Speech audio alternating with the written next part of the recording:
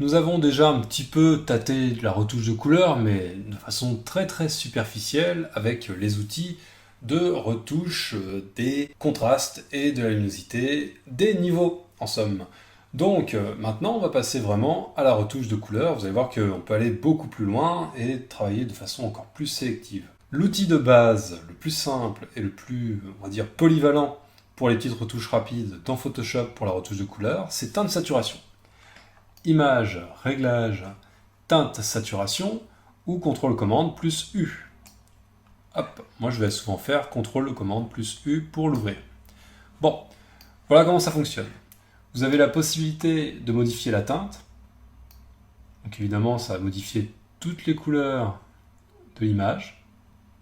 Donc ça peut être intéressant pour créer des petites choses originales. Ok, on va remettre ça à 0. Vous avez la possibilité de modifier la saturation. La saturation, c'est tout simplement la vivacité des couleurs. Si vous réduisez la saturation à moins 100, vous allez avoir une image en niveau de gris, donc sans couleur. Et si vous augmentez la saturation dans des valeurs positives, au contraire, vous allez avoir des teintes qui vont être plus vives.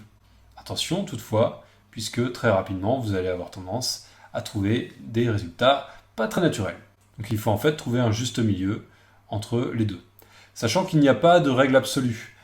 Une belle photo peut aussi bien être une photo très saturée, avec des couleurs très vives, qu'une photo avec des couleurs très passées, très proches du gris. Ça, c'est vraiment à vous de voir par rapport à ce que vous voulez exprimer dans votre image. Et je dis photo, mais ça marche aussi pour l'illustration, la peinture numérique, les rendus 3D, bref, tout ce qui touche à l'image et que vous pouvez traiter dans Photoshop. La luminosité, c'est un réglage d'appoint. Alors à quoi il sert et pourquoi il est là? Pourquoi on ne passerait pas par les niveaux par exemple? Eh bien tout simplement parce que lorsqu'on modifie la saturation, on va avoir tendance aussi à modifier légèrement l'apparence de la luminosité des couleurs. Donc là en fait, ce réglage-là, c'est un réglage d'appoint qui va vous permettre d'affiner le rendu des teintes obtenues avec les deux autres réglages. Puisque les deux autres réglages peuvent avoir tendance à modifier très légèrement l'équilibre des lumières. On va noter deux, trois petites choses. Tout d'abord, on retrouve ici la possibilité d'agir non plus sur des couches, mais sur des catégories de couleurs, si vous préférez. Donc les rouges, les jaunes, les verts, les cyans, les bleus, les magentas. On retrouve rouge, vert, bleu, mais avec, si vous regardez bien, en plus du rouge, vert, bleu, le cyan, le magenta et le jaune, qui sont issus du CMJN, bien sûr. Donc en fait, vous avez la possibilité d'agir uniquement sur le rouge. Alors attention, quand on parle de rouge, c'est pas seulement le rouge pur, ça va être aussi le rouge contenu dans la peau sombre des deux hommes. Même chose, si je modifie le jaune, ça va pas seulement être le t-shirt jaune ici, ça va être également la ceinture dorée là, et très légèrement les dents, évidemment il y a toujours un peu de jaune dans les dents, et également les reflets sur la peau. Donc attention, on sépare la façon dont on modifie les couleurs, mais s'il y a des mélanges, par exemple dans le vert, il y aura toujours un peu de bleu et un peu de jaune, logiquement. Donc voilà, si vous sélectionnez le vert, ça va aussi modifier le jaune, et ainsi de suite. Donc ça, on connaît la possibilité de filtrer l'application de notre réglage. On a aussi cette petite icône qu'on a déjà vue, qui vous permet tout simplement de cliquer directement sur une zone pour venir modifier sa saturation. Je vais désaturer le jaune pour en faire une veste grise, ou resaturer le jaune, au contraire, en faisant un cliquer-glisser. Notez que si je viens appuyer sur commande en même temps, ce n'est plus la saturation qui va être modifiée, mais la teinte. Donc là, je pourrais passer du jaune au orange, par exemple, ou au vert. Donc je récapépète. Cette icône, on clique directement pour modifier la saturation, et on reste appuyé sur commande pour modifier la teinte de la même manière. On a maintenant la possibilité de voir les nouvelles choses, ou non, tiens. On a aussi les choses telles que on l'a déjà vu, c'est-à-dire les paramètres prédéfinis, la possibilité d'utiliser un paramètre prédéfini sépia, style ancien. Vous voyez, ça imite une vieille photo, ça c'est joli d'ailleurs. Cyanotype. Cyanotype, c'est tout simplement pour faire une image en bleu.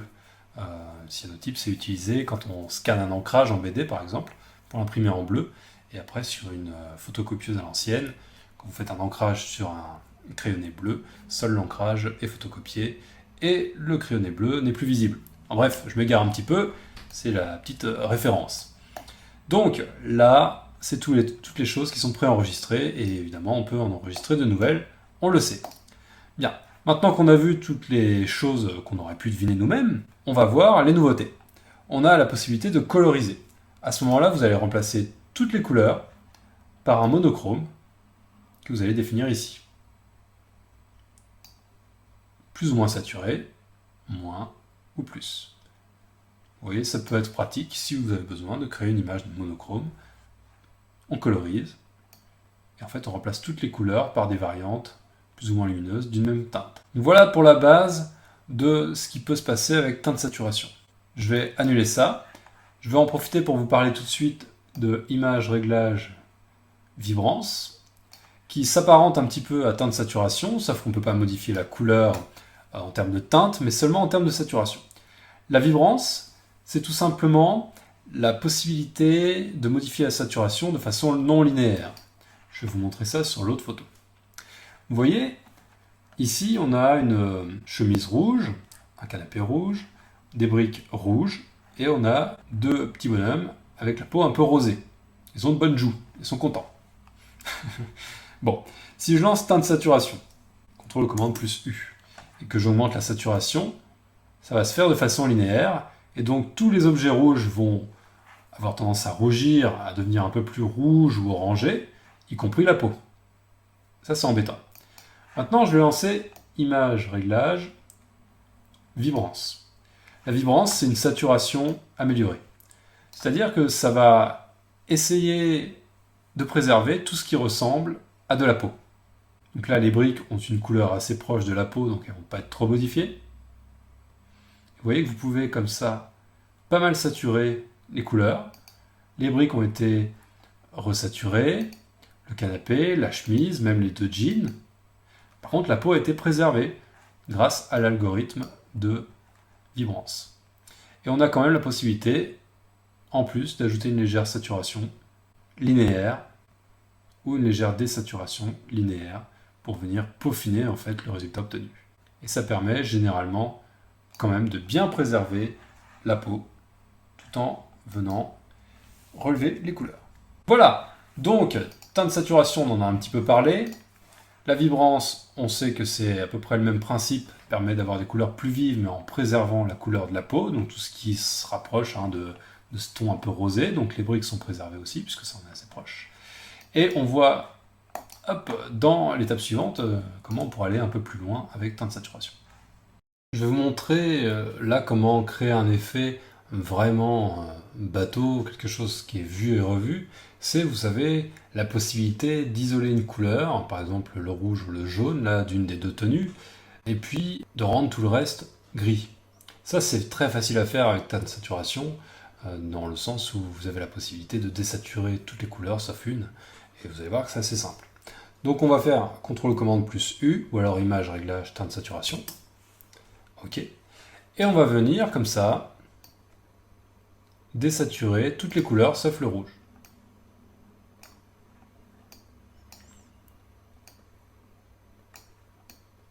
Ok, vous voyez, ça se passe plutôt pas mal.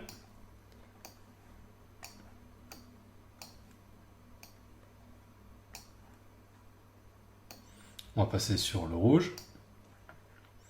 Le rouge, au contraire, on va le resaturer. Alors le problème, bien sûr, c'est que la peau noire de ces deux hommes contient un petit peu de rouge. Donc, c'est pas parfaitement désaturé partout. Il y a également un peu de rouge dans le reflet ici. Donc, c'est peut-être à retravailler légèrement. Il existerait un moyen assez simple dans teinte de saturation pour essayer de vraiment rendre les bras et la peau grises. Ce serait en fait d'indiquer à Photoshop que ça, c'est du rouge pur et ça doit rester saturé. Et ça, c'est pas du tout du rouge, c'est par exemple du jaune, et ça doit être désaturé. Et ça, on peut tout à fait le faire dans Photoshop et dans teinte de saturation. Alors, pour vous expliquer la chose un peu plus précisément, je vais ouvrir une autre photo, et on va revenir à celle-là plus tard. Je vais faire un petit détour. Là, j'aime bien cette image-là, parce que, d'une part, vous avez des couleurs bien séparées, mais en même temps, vous avez les mélanges d'une couleur à l'autre.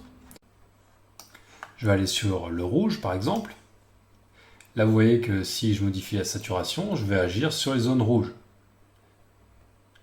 Les zones rouges pures, mais également les dégradés vers le orange.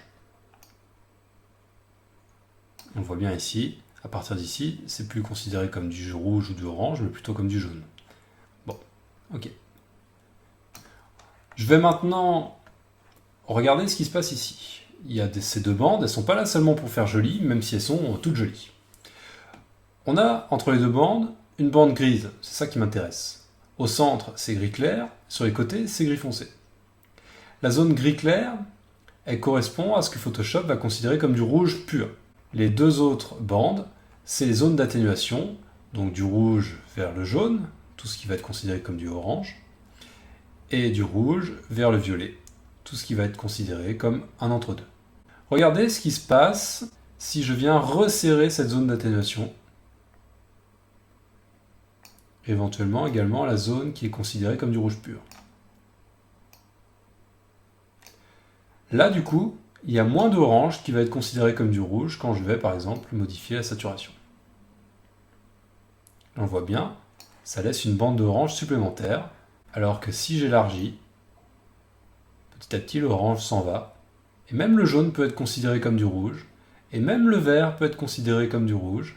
En fait, je vais inclure d'autres couleurs. Ça, c'est les zones d'atténuation, et ça, c'est la zone de modification pure. Vous voyez bien ce qui se passe. Là, je suis en train de dire à Photoshop que tout ce qui est entre ça et ça, eh ben, c'est du rouge pur, donc on le modifie comme du rouge pur. Pas très logique. Tout ce qui est entre ça et ça, c'est du rouge, mais pas pur. Donc on l'atténue seulement. Donc si je veux modifier plus large, je fais ça. Pareil de l'autre côté. Si je veux modifier un peu de violet, juste à élargir. Si au contraire je veux quelque chose d'ultra localisé sur le rouge, je resserre tout, et à ce moment-là, quand je modifie mon rouge, le reste ne bouge pas. Ça marche bien sûr avec le jaune. Le jaune ici, je peux lui dire que c'est quelque chose de très très très localisé. À ce moment-là, tout ce qui est vert, tout ce qui est orange ne va pas être trop modifié. Évidemment, la teinte joue également. Et c'est à ça que sert la deuxième bande en dessous. En fait, ça vous montre la couleur de départ et la nouvelle couleur. Tout ce qui était de cette couleur jaune va devenir rouge.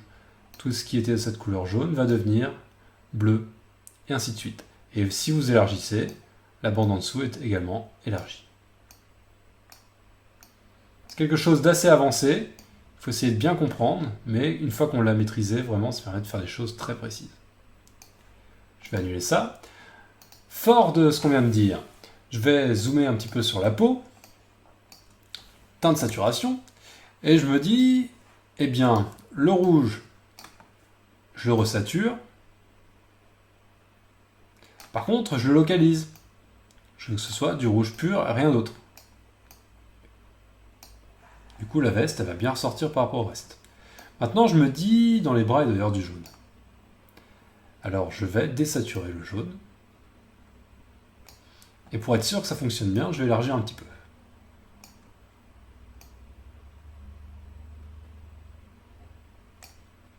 Donc là, je dis à Photoshop, interprète davantage de couleurs comme étant du jaune, et donc à désaturer.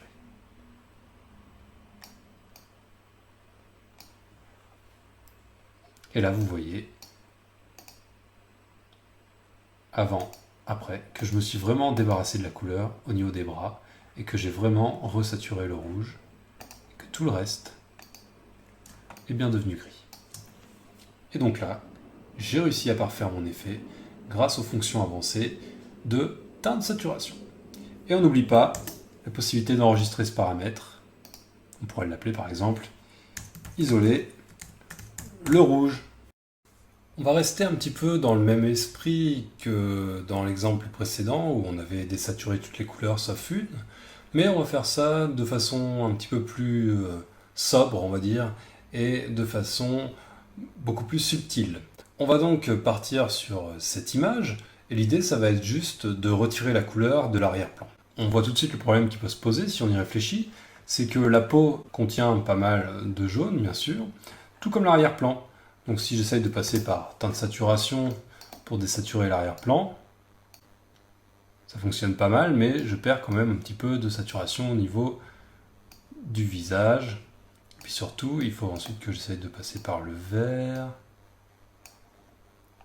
le cyan, et là petit à petit, là les cheveux gris, et en fait il reste plus que la peau. C'est pas exactement ce que je voulais faire, moi je voulais juste désaturer cette partie-là. Bon, c'est faisable, hein, bien sûr, en jouant sur les différentes échelles, etc. Mais je vais vous montrer un outil qui est peut-être un petit peu plus simple d'utilisation pour ce genre de choses. C'est tout simplement l'outil éponge. Il partage le même compartiment que densité plus et moins, et pour cause, il fonctionne un petit peu de la même manière. Vous avez toujours la possibilité de régler une épaisseur, donc là on va choisir une taille assez grosse pour travailler rapidement sur l'arrière-plan, voilà, 1678, pourquoi pas. Le flux, c'est tout simplement l'intensité de l'effet. Et on a un mode saturation qui va permettre de resaturer, ou un mode désaturation. On va passer sur désaturation, puis on va mettre un flux de, autour de 60%. Regardez ce que ça donne. Je vais passer sur l'arrière-plan, et ça va désaturer de façon progressive. Je fais attention en m'approchant de la peau, pas peindre dessus. Je vais réduire la taille de mon pinceau.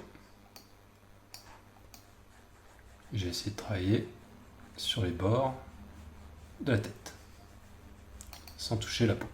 Et donc on va obtenir un effet relativement similaire à ce qu'on avait pu faire tout à l'heure, mais de façon plus subtile, plus progressive et plus contrôlée, puisque là, ce ne sont plus les couleurs ou les tonalités qui vont décider de la façon dont s'applique l'effet, mais tout simplement ma main. Je peux réduire le flux en m'approchant de la peau pour désaturer légèrement le bord de la peau, mais très légèrement. Si je suis allé trop loin, je peux repasser en mode saturation. Je réduis un peu la taille de mon pinceau et je repeins.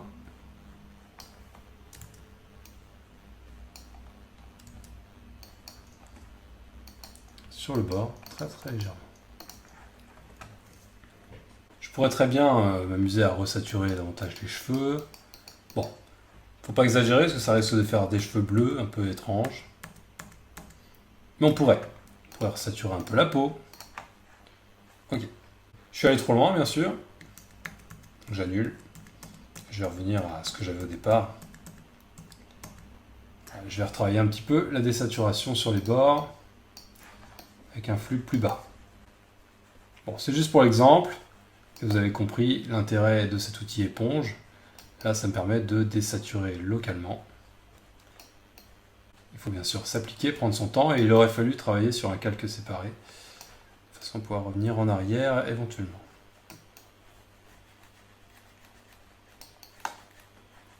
Voilà, bon, faudra pas être trop regardant sur l'effet, mais ça fonctionne à peu près. Avant, après. Et je vais essayer de trouver un exemple contraire, dans lequel je vais venir resaturer au contraire. Alors qu'est-ce qu'on pourrait trouver? Bon, on va reprendre notre petit chat. Je vais passer en mode saturation, avec un flux autour de 20-25%. Je vais régler la taille du pinceau. Et là, je vais au contraire venir saturer le vert profond des yeux du chat. Ce qui va avoir pour effet aussi de les éclaircir. Voilà donc cet outil éponge, qui est tout simplement une sorte de teinte de saturation localisée et manuelle. Petite astuce très rapide, il s'agit tout simplement d'un raccourci clavier. Si vous voulez complètement désaturer une image, inutile d'ouvrir teinte de saturation et puis de baisser la saturation et d'appuyer sur OK. Il existe tout simplement un raccourci clavier. Vous allez appuyer sur CTRL commande, plus majuscule, plus U. Et voilà, vous avez tout simplement désaturé votre image. Donc pour faire une conversion noir et blanc très rapide, on pourrait faire CTRL commande majuscule U, ce que je viens de faire. Ensuite CTRL commande plus L, et puis venir comme ça régler rapidement les niveaux. pour créer une image noir et blanc qui n'est pas incroyable, mais qui a l'avantage d'être fonctionnelle et surtout qui a été faite en quelques secondes.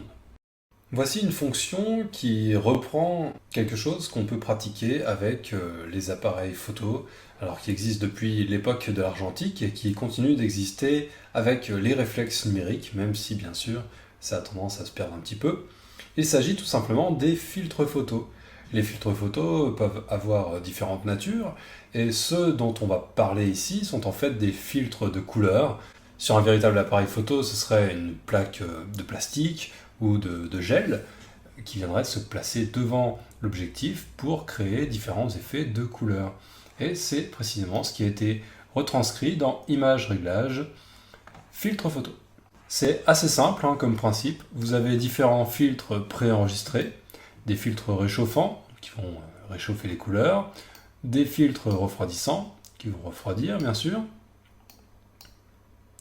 À chaque fois, vous avez la possibilité d'augmenter ou réduire la densité. Ça, c'est un terme qui est également issu de la photo traditionnelle, puisque quand on parle de densité pour un filtre plastique ou en gel, c'est tout simplement son opacité. Plus il va être dense, moins il va laisser passer la lumière, et plus la couleur va être visible. Tout simplement. Donc si vous voulez quelque chose de subtil, vous mettez une densité en dessous de 25%. Si vous voulez quelque chose d'un peu plus marqué, autour de 50%.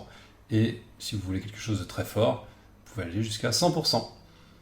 Et ça fait une coloration de l'image. Tout simplement.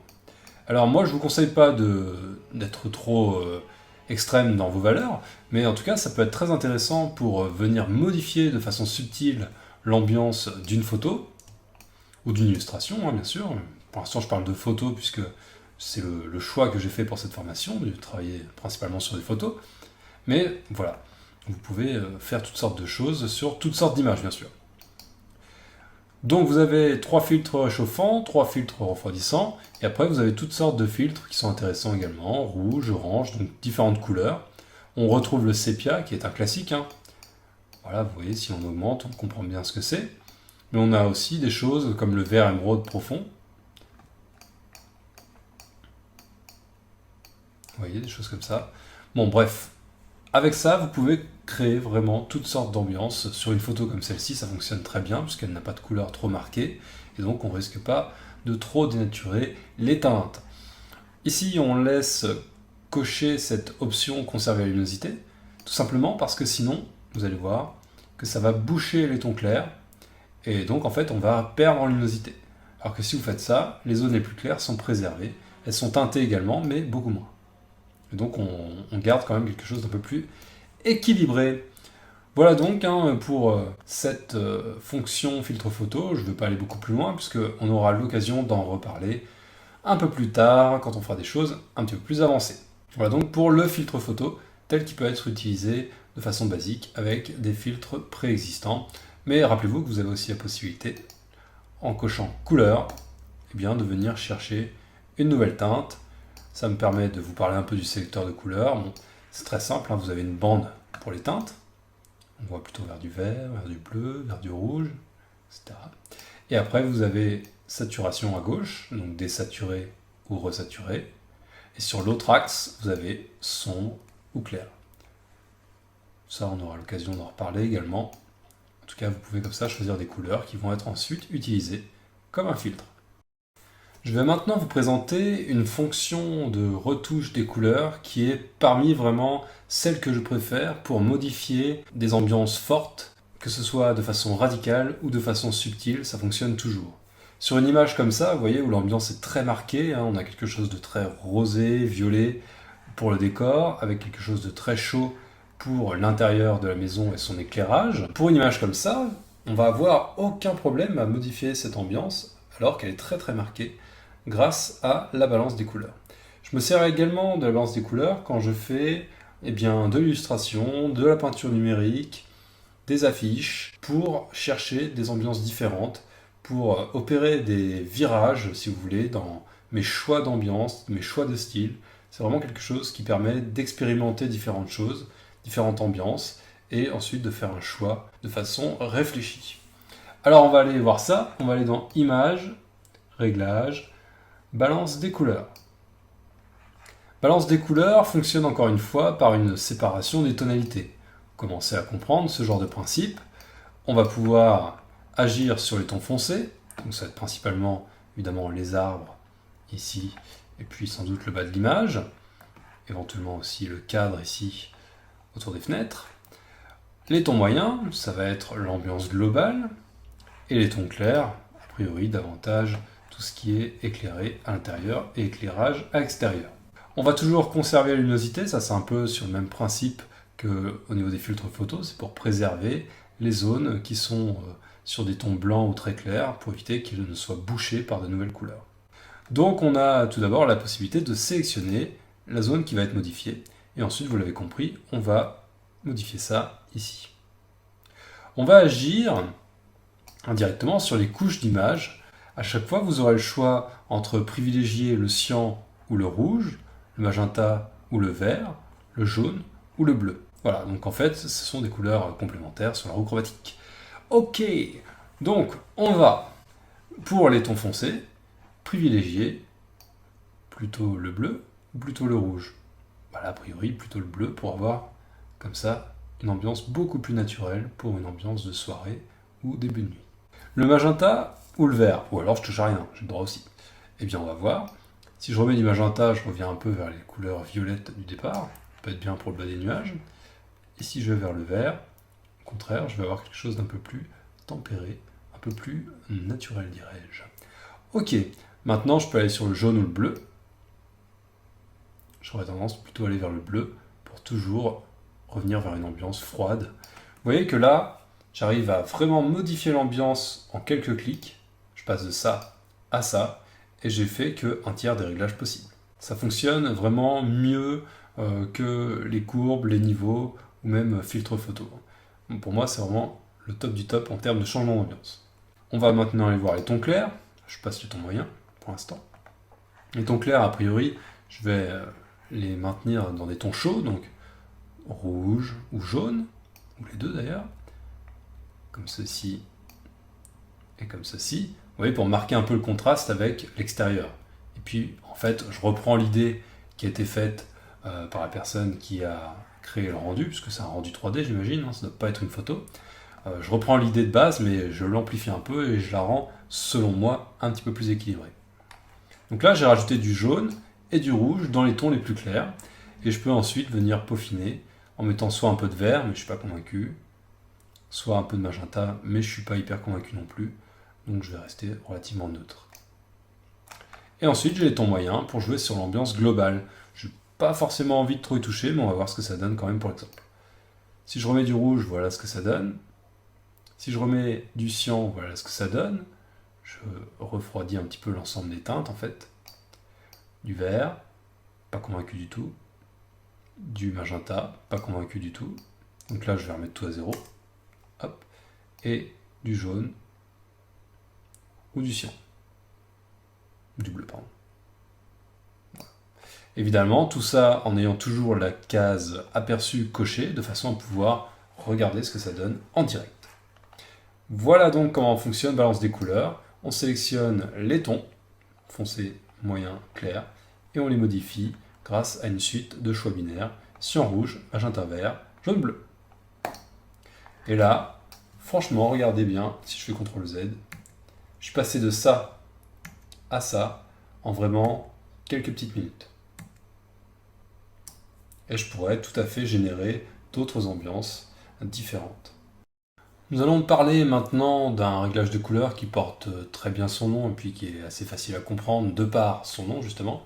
C'est la correction sélective qui permet, eh bien, comme d'autres outils, de venir corriger les couleurs de façon sélective, comme on a pu le faire notamment avec teinte de saturation, mais en allant encore un petit peu plus loin.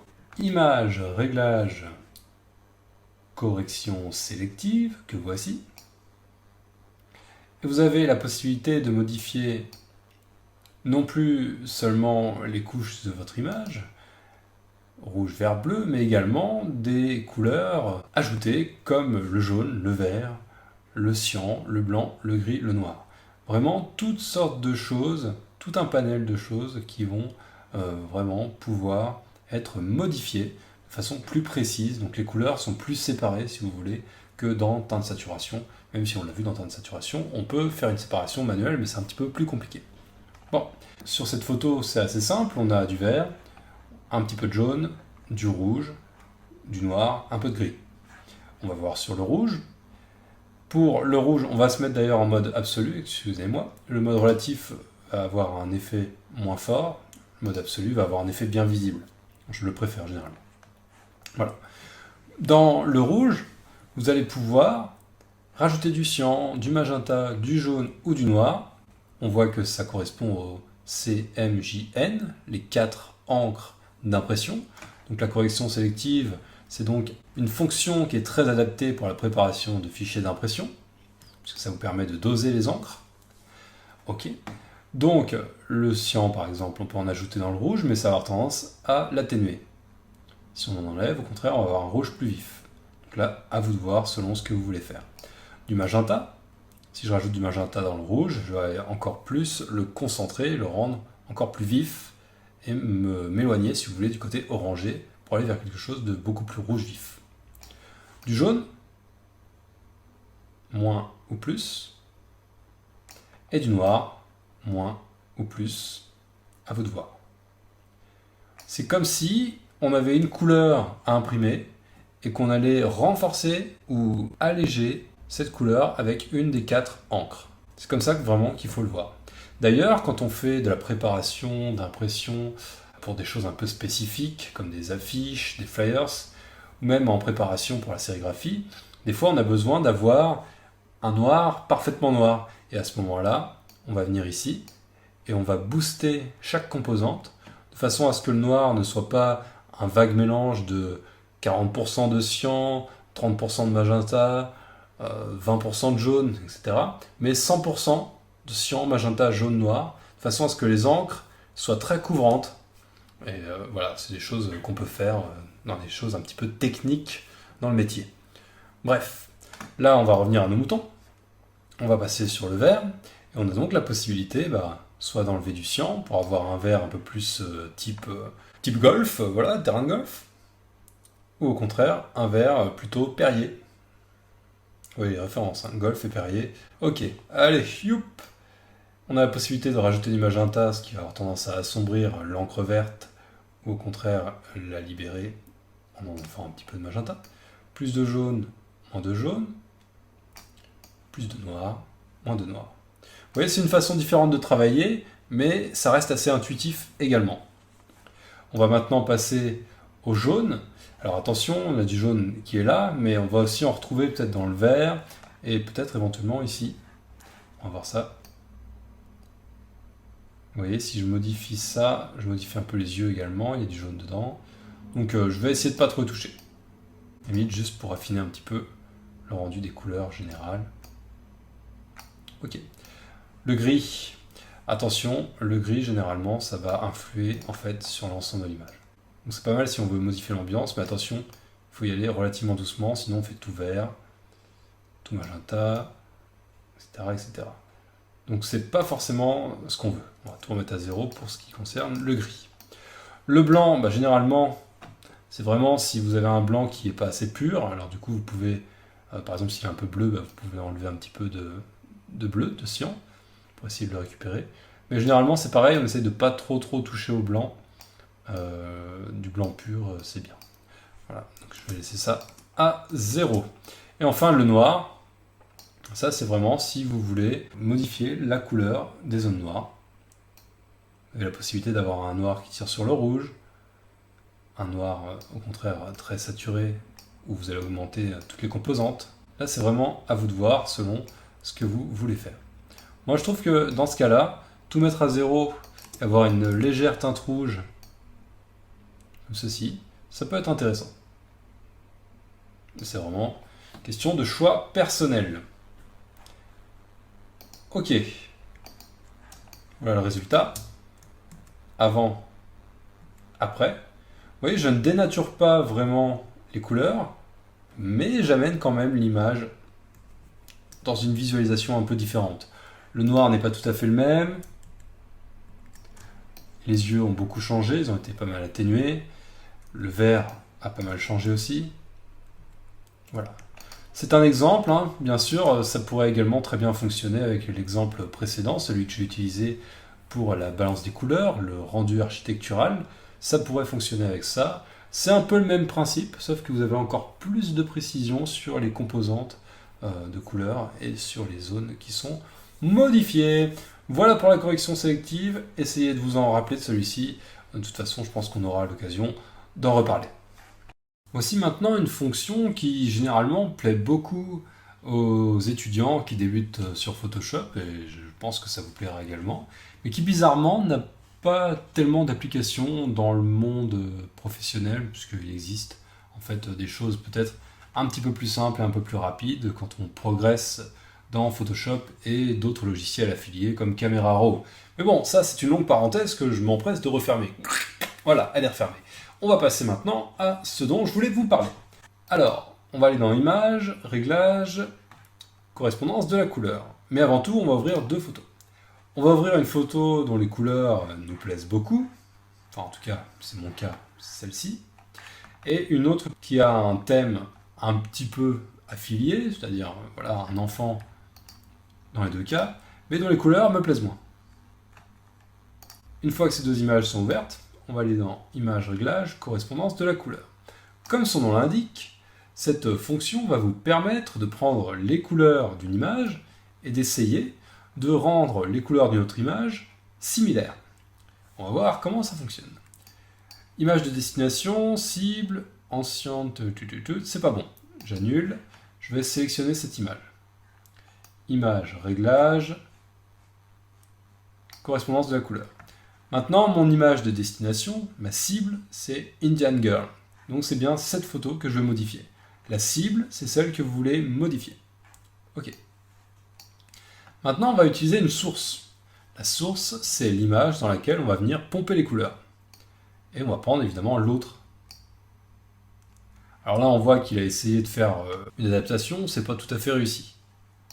On va voir ce que ça donne en essayant de régler ça un peu mieux. On a la possibilité de modifier la luminance, c'est en fait la luminosité de l'image, l'intensité des couleurs, donc sa saturation, et le fondu, ce qui va vous permettre de récupérer par transparence l'état original de la photo, c'est-à-dire les couleurs plutôt chaudes qu'on avait au départ.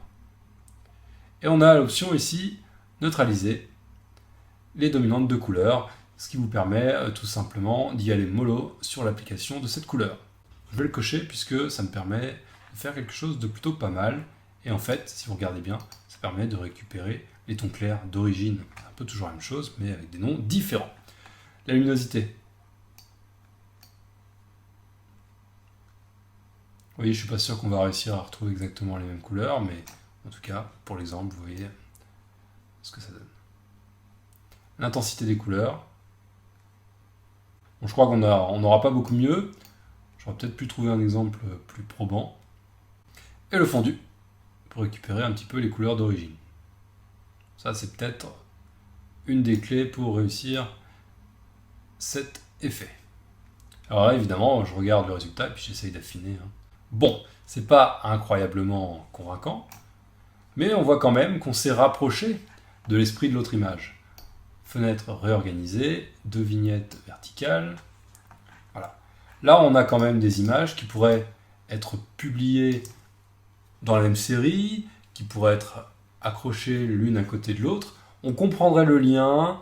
Bon, en termes de géographie, c'est pas sûr, mais en termes de thématique et de couleur, on est pas mal. Si j'annule, vous voyez qu'avant, on était quand même dans des choses très démarquées et qui seraient plus difficiles à faire passer en tant que série.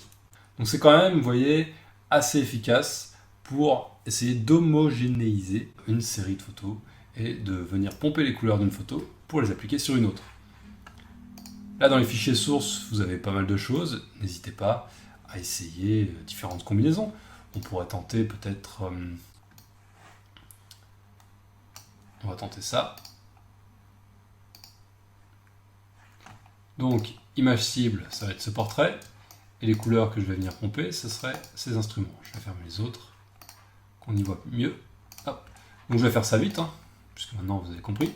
Image, réglage, hop, correspondance de la couleur. La cible, c'est bien ça, tac, tac, tac, tac. La source, les instruments de musique. On va régler rapidement tout ça.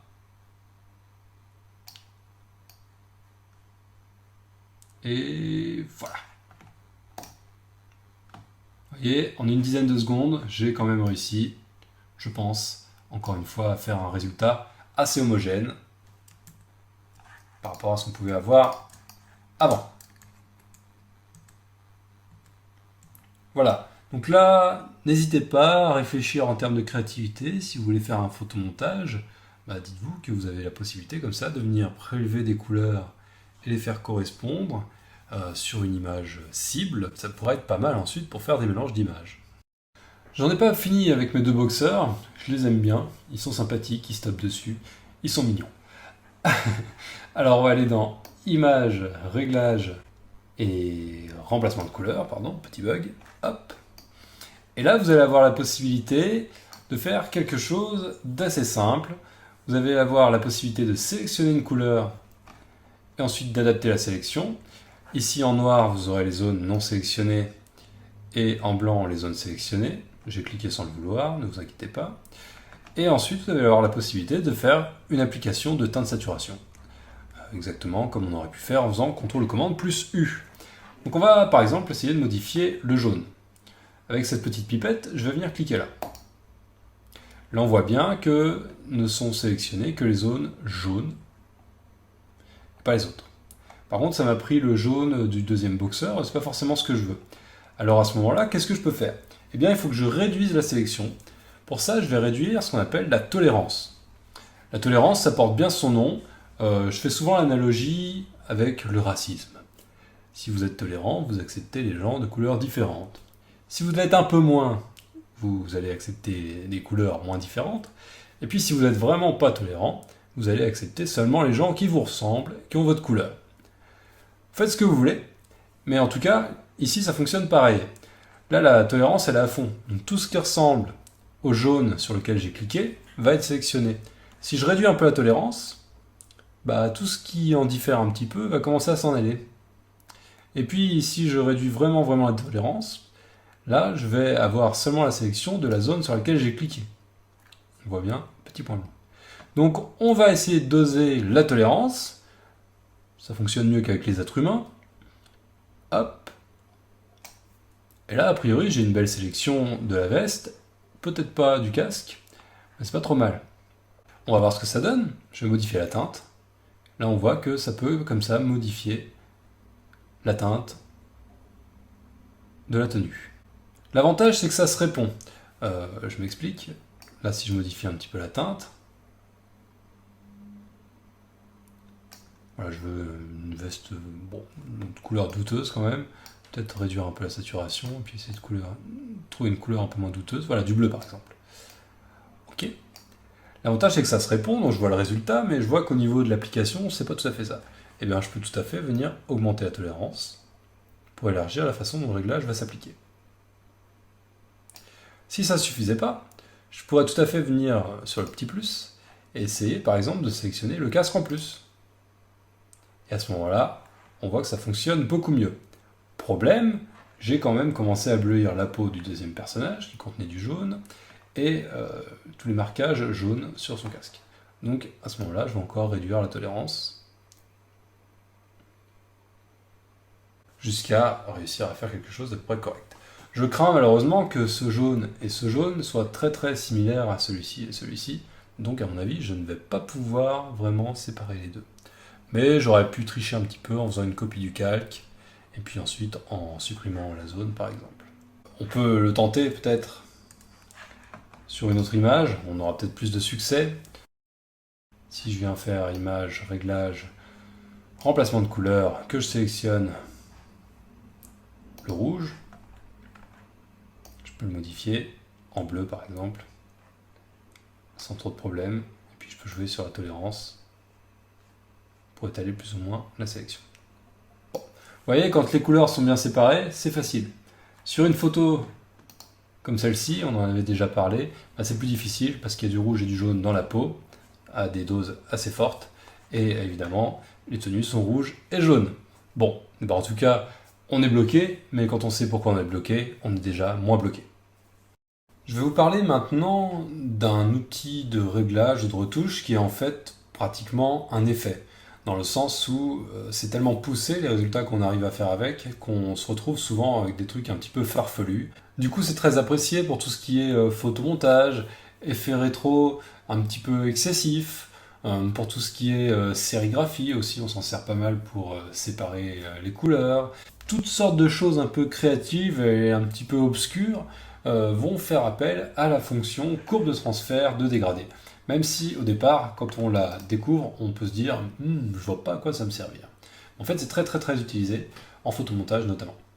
Alors, image, réglage, courbe de transfert de dégradé. Avant de lancer cette fonction, je vais peut-être désaturer mon image.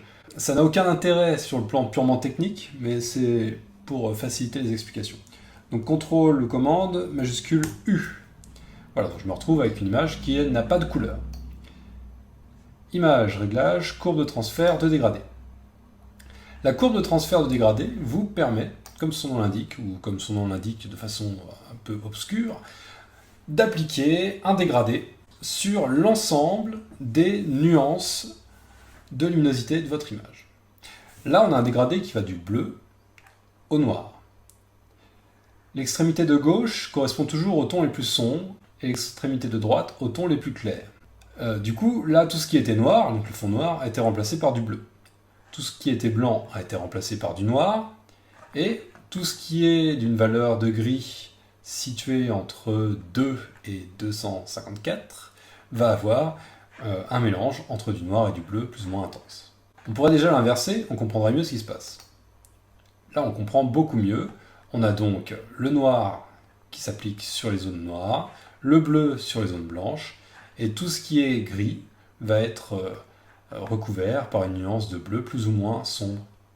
Et donc vous obtenez ceci, une espèce d'effet chambre bleue.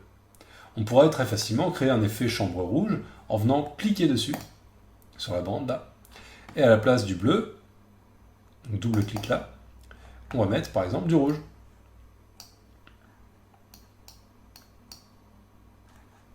Ok. Et ok. Là, je pense que vous comprenez assez facilement l'intérêt de cette chose. Ça permet de faire des choses quand même assez simplement et assez sympa. On a toujours la possibilité de ne pas inverser, hop, pour avoir quelque chose de tout à fait différent. Maintenant, vous avez la possibilité de mettre des dégradés plus complexes. Vous avez toutes sortes de petits dégradés qui sont déjà existants, on va voir. Donc du blanc au noir, ouais. Du rouge au vert, du violet au orange. Puis après, avec des étapes intermédiaires.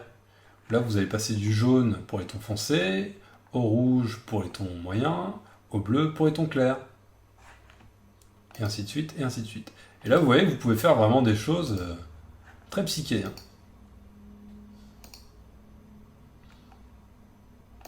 Moi, ça m'intéresse pas trop d'utiliser les choses existantes.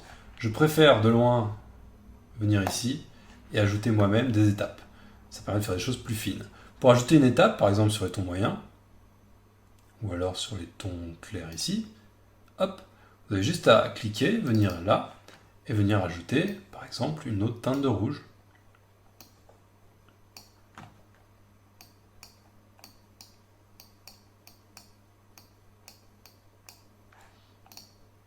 Les tons ici, hop, je pourrais ajouter un autre ton clair.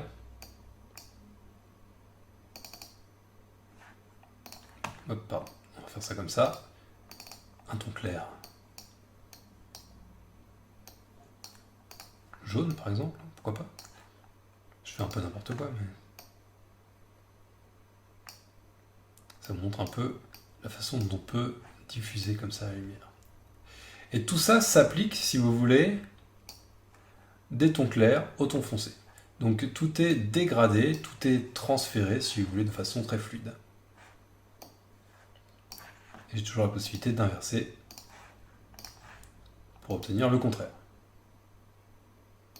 Voilà.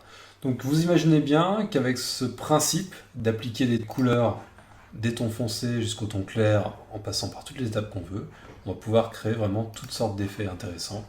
Et cette image que je viens de faire là, on pourrait très bien l'utiliser comme une matière première pour commencer un nouveau photomontage, une nouvelle retouche, un nouveau projet de photo imprimée, etc., etc. On est assez loin de ce qu'on avait au départ. Pour en finir avec les principaux effets de correction, de retouche des couleurs, évidemment il en existe d'autres qu'on aura l'occasion de voir par la suite. En tout cas, pour finir avec vraiment les choses de base qui existent dans Photoshop, on va malmener ce petit escargot qui nous a rien demandé, mais bon, tant pis pour lui. Alors, il existe notamment 2-3 effets que franchement j'utilise pratiquement jamais, quoique, il ne faut jamais dire jamais, puisque je crois qu'il y en a un que j'ai été amené à utiliser pour une pochette d'album un petit peu particulière. Bon, voyons voir ça. On va aller dans Images, Réglages, on a le négatif, CTRL commande plus I, bon ça, évidemment ça permet d'inverser les couleurs, on s'en sert pas mal pour inverser les images en noir et blanc. Image, Réglage, Seuil, alors celui-ci me plaît bien, dans le genre cradouille, il est pas mal. Voilà. Alors, qu'est-ce que c'est que le seuil? Eh bien, c'est tout simplement une version noir et blanc, mais au sens le plus brutal et le plus radical du terme, c'est-à-dire que du noir, que du blanc. Pas de niveau de gris, pas de variation, vous avez donc 2 couleurs, 2 niveaux uniquement. Et alors cette valeur, qu'est-ce que c'est? Eh bien c'est tout simplement la valeur de basculement. Est-ce que je vais privilégier plutôt les zones claires ou les zones sombres? Là, vous voyez que l'histogramme se situe ici. On a le pic de ton foncé qui est là. Et bien en fait, si je fais ça, je conserve uniquement les tons foncés qu'on voit sous forme de taches. Si au contraire je vais là, on voit que je conserve davantage de tons foncés et moins de tons clairs. Concrètement, ça se règle plutôt bien à l'œil et éventuellement on peut réussir comme ça à faire des choses. Mais bon, il faut vraiment en avoir l'utilité si vous voulez. Parce que là, vu comme ça, vous ne risquez pas d'en vendre beaucoup de votre œuvre. Il faut avoir une idée derrière la tête et éventuellement l'intégrer dans un processus de création plus complexe. Moi je vous mens pas, je l'ai vraiment utilisé un jour. Je vais vous retrouver ça. Ouh là là, ça date un petit peu, où est-ce que c'est? Ça c'est... voilà. Une commande que j'ai eue. Vous voyez, j'ai utilisé cet effet, évidemment en conjonction avec pas mal d'autres effets, pour créer ce photomontage, effet un petit peu sérigraphie à l'ancienne, collage punk à l'ancienne, voilà. Bon, j'ai donc utilisé de façon très localisée, je sais même plus pourquoi, peut-être pour la guitare, éventuellement un petit peu pour la tête, mais ça a été vraiment mélangé avec plein d'autres techniques pour pouvoir recréer quelque chose de quand même assez fin. Et pour finir, on va aller voir un effet qui est assez intéressant, image, réglage, isoélie. Un peu plus intéressant, puisque là, ça vous permet de limiter le nombre de nuances par couleur, et donc le nombre de couleurs en général. On va voir ça tout de suite. Si je mets 2 niveaux, qu'est-ce qui se passe exactement? Eh bien, on a une séparation, vous voyez, des tonalités qui se fait à chaque fois en 2 niveaux. 4, 5, et plus on va augmenter, plus on va avoir de variantes, et plus vous allez pouvoir retrouver en fait quelque chose de proche de votre image de départ. En fait, ça vous permet tout simplement de réduire le nombre de niveaux par couche, et donc de faire des choses qui vont être très allégées, mais aussi très moches, un petit peu comme les vieux JPEG ou les vieux GIF. Ça peut être éventuellement utile si c'est bien utilisé pour créer de nouveaux effets ou pour vraiment alléger certaines images, ou pour justement reproduire un effet vieille image des débuts d'Internet. Voilà, bon, rien de super folichon, je vous l'avais dit, c'est 3 petits effets, si ce n'est finalement image réglage négatif, qui peut toujours être utile. Les 2 autres sont vraiment beaucoup plus anecdotiques, il faut vraiment avoir des techniques tirées par les cheveux pour y trouver une utilité sur le plan créatif et esthétique.